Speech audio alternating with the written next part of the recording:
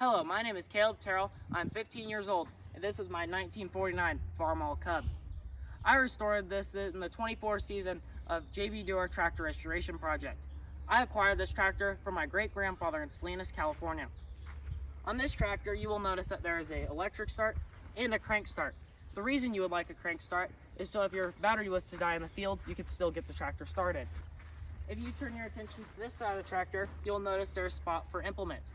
You might be wondering, why are there cork in the threaded holes? I did that so then no water will sit in there to create rust to make it hard to thread a bolt in. If you turn your attention to my PTO, you'll see that there's a pulley on it. I did this so I can run belts and implements off the back of the tractor. The Farmall Cub did not come stock with a 3-point hitch.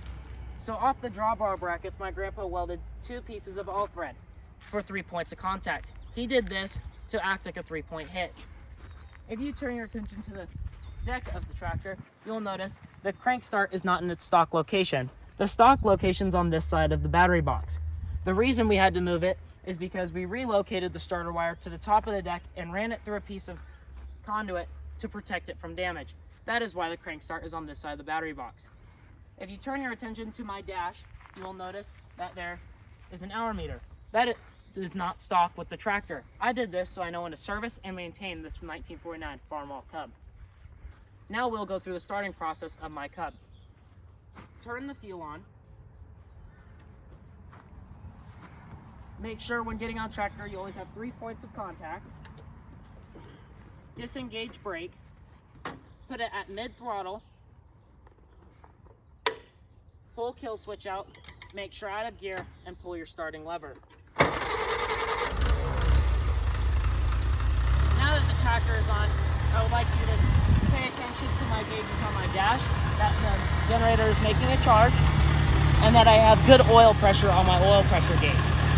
Now, if you turn your attention to the back of the tractor, I will put the tractor in gear to roll a little bit forward to engage my PTO. Now I take it out of first gear and you can see my PTO is in motion. I will disengage my PTO and turn your attention to my hydraulics. They're in the downward position. I will idle up and put them in the upward position. Now I will put them in the downward position. Now I will show you first gear.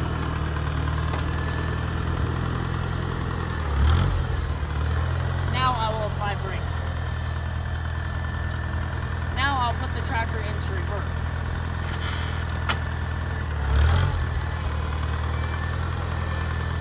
Now I'll put it into second gear.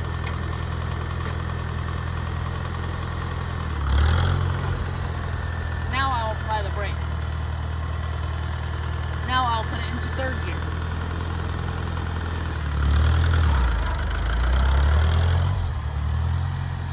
Now I will apply my right brake.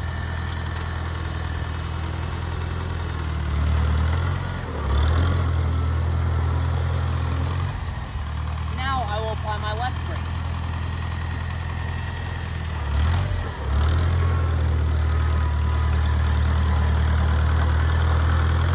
Now if you turn your attention to the front of the tractor, I will turn my high beams on and low beams. First I will do low beams. Now high beams. If you turn your attention to the back of the tractor, you will notice that there is a light on the back of the tractor. This is to run implements at night. Thank you for watching, and this is my 1949 Farmall Cub.